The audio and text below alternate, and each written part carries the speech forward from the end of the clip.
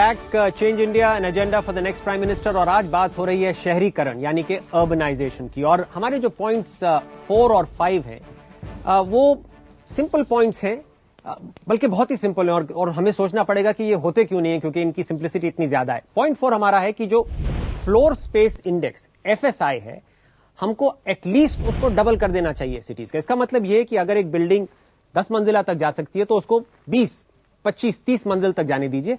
उससे क्या होता है कि प्रेशर जो है लैंड पे कम होता है और कीमतें जो है गिरती हैं हाउसिंग की और ऑफिसेस की। लेकिन हमारी जो FSI है बहुत कम है, बहुत कम है। जैसे कि मुंबई में शायद सिर्फ 1 है, जबकि ग्लोबल एवरेज कई जगह तो 10-10 है। तो ये हमारा पॉइंट जरूरी पॉइंट है। और उसके साथ हमारा पॉइंट है कि जो भी सिटी गवर्नमेंट्स हैं उनकी एडमिनिस्ट्रेशन को एकदम ट्रांसपेरेंट कर दीजिए। उनके सारे rules, regulations, bylaws, approvals, उनको सबको एक वेबसाइट पर डाल दीजिए, ई गवर्नेंस में ले आइए। उससे जो नागरिक है उसको पता रहता है कि क्या हो रहा है और वो इन्फोर्स कर सकता है। तो FSI का पॉइंट पहले लेते हैं। मैं जाता हूं मोहनदास पाई के पास मुंबई में। FSI को डबल करने का हमारा रिकमेंडेशन है, क्यों नहीं होता है? ये तो हो सकता है ताकि कि हैदराबाद में फ्री FSI है। आपको पता होगा कि हैदराबाद में फ्री FSI माने अगर एक रास्ता कुछ इतना ब्रॉड हो और फायर और सेफ्टी के लिए कुछ फैसिलिटीज हो तो आप जितना होना उतना ऊपर ले सकते हैं। फ्री FSI तो हैदराबाद में है। बेंगलुरु में भी हमने सरकार से पूछा है कि फ्री FSI करना है, तो मैं समझता हूं कि FSI ज्यादा करना उतना मुश्किल नहीं है। सेफ्टी के लिए कुछ नॉर्म डालना पड़ेगा और FSI कर सकते हैं। अगर बॉम्बे में वो करेंगे तो प्रॉपर्टी प्राइसेस कम हो सकता है, लेकिन FSI ओपन करने से भी अर्बन ट्रांसपोर्ट को ज्यादा करना है।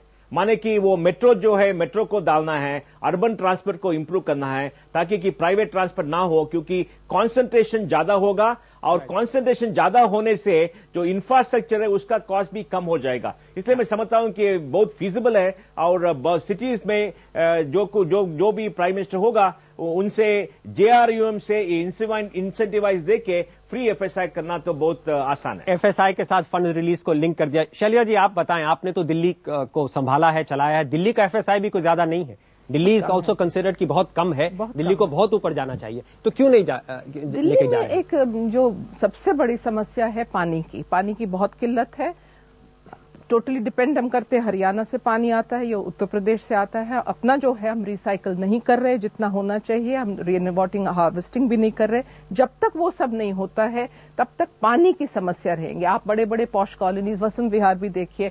मुझे लगता है इस वक्त कुछ 800 मकान, बिल्डर अपार्टमेंट खाली पड़े हैं। क्यों खाली पड़े हैं? क्योंकि ये पानी की समस्या ऐसी है। तो आप कह रहे हैं सपोर्टिंग इंफ्रास्ट्रक्चर बहुत जरूरी है। अगर आपको एक और चीज मैं बोलना चाहती हूँ जो थोड़ा ऑफ द पॉइंट आपसे है, हटके है, कि कैपेसिटी बिल्डिंग की बहुत आवश्यकता है।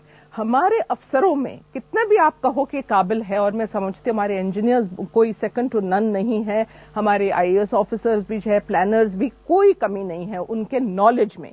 पर जो कैपेसिटी बिल्डिंग की जरूरत है कि कैसे आप प्रोक्योरमेंट करें, कैसे इसको इवैल्यूएशन करें, कैसे टेंडरिंग करें, कैसे आप सेटिस्फाई करें कि बिल्कुल आप ट्रांसपेरेंटली करें, ये क्षमता हमारे में बहुत कम है।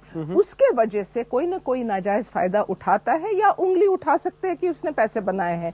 जिस दिन कोई इंक्वायरी शुरू हो जाती है वो तो ठप हो जाता है, वो पूरा प्रोजेक्ट ही उल्टा पुल्टा हो जाता है। इसके लिए बहुत जरूरत है capacity building of all people involve. मैं समझती हूँ उसमें लीगल भी नॉलेज चाहिए, उसमें एक्सपीरियंस भी चाहिए, और मेनली जो चाहिए कि जैसे आपके लॉज है आपको सारी चीज पब्लिक डोमेन में फर्स्ट डे से लास्ट डे तक डालने ही पड़ेगा।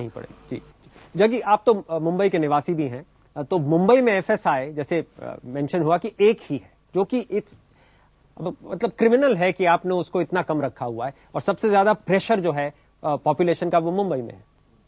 तो क्यों?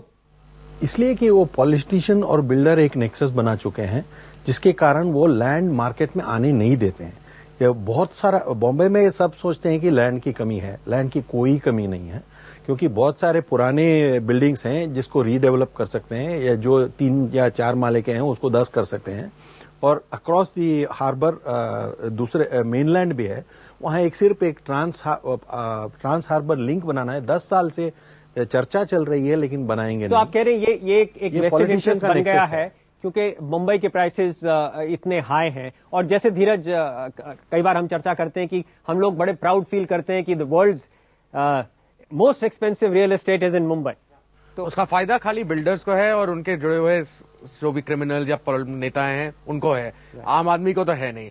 तो आम आदमी संख्या में कहीं ज्यादा है नेताओं से, बिल्डर्स से, तो आम आदमी की फायदे की बात है। इसलिए कोई भी प्रधानमंत्री हो, कोई मुख्यमंत्री हो, कोई भी नेता हो, वोट है इसमें, और हर नेता को वोट चाहिए। तो मेजॉरिटी के पास जाएं, मेजॉरिटी को चाहिए सस्ते घर, माइनॉरिटी को चाहिए महंगाई, क्योंकि उन पैसे में ज्यादा बनाते हैं। नेता को फंडिंग भी चाहिए। तो हाँ, फंडिंग भी चाहिए। कठिनाई है, आसान नहीं है, लेकिन हो सकता है। हमें अगर कोई खास सवाल है तो पूछे, 2 मिनट। मेरा सवाल ये है कि यदि एफएसआई इंक्रीज कर देते हैं और जो जैसा कि इंदिरापुरम में हो रहा है, आपको 1 घंटा पहले घर से निकलना पड़ता है, क्योंकि वहां पे फ्लोर से मतलब डेवलपमेंट आप कर रहे हो, लेकिन उसके साथ साथ जो साथ की फैसिलिटीज हैं, पार्क हैं, पार्क है, पब्लिक ट्रांसपोर्ट है, वो तो जब तक आप इंफ्रास्ट्रक्चर नहीं बनाएंगे तब तक एफएसआई विल बी प्रॉब्लम। मुझे लगता है कि जो दिल्ली जैसी सिटीज हैं उनमें एफएसआई इंक्रीज नहीं करना चाहिए। जो नई सिटीज आप चार्टर्ड सिटी प्लान करें उनमें एफएसआई के साथ साथ उस तरह की फैसिलिटी डेवलप हो, तभी एफएसआई को रखें, अदरवाइज मुझे लगता है गलत हो। इट्स अ पॉइंट जो कंसिडर करना जरूरी। जी, एक और मुझे बताना था कि हम हर शहर को दिल्ली और मुंबई से क्यों कंपेयर करते हैं। हमारे यहाँ छोटे शहर भी हैं, 50,000 के हैं, 1 लाख के हैं, उनमें एफएसआई को 3 टाइम्स करने की कोई जरूरत नहीं है। हम लोग यहाँ पे अर्बनाइजेशन की बात कर रहे हैं और काफी जो पॉइंट्स हमने डिस्कस किए सिटीज के विद इन के पॉइंट्स है, मास्टर प्लान की बात हुई है, लैंड यूज कन्वर्जन की बात हुई है, पर अगर हम कंट्री वाइड देखें तो हमारे कंट्री में कोई नेशनल अर्बनाइजेशन पॉलिसी तक नहीं है। Then how do we expect, हम लोग एक्सपेक्ट कैसे करते हैं कि हम फ्यूचर में अच्छे से वेल प्लान सिटीज हमारे। तभी तो ये सारे शीट्स हम प्रधानमंत्री के लिए बना रहे हैं कि पॉलिसी होना चाहिए। आइए यहाँ पे जैसे कि बात मुंबई की हो रही है, यहाँ पर आपने जैसे कहा सर कि एफएसआई को हम जेएनयूआरएम के रिफॉर्म बेस्ड लिंक्स के साथ कनेक्ट किया जाए, बट ऐसा नहीं कि जो लोकल बॉडी गवर्नमेंट है वो कर रहे हैं।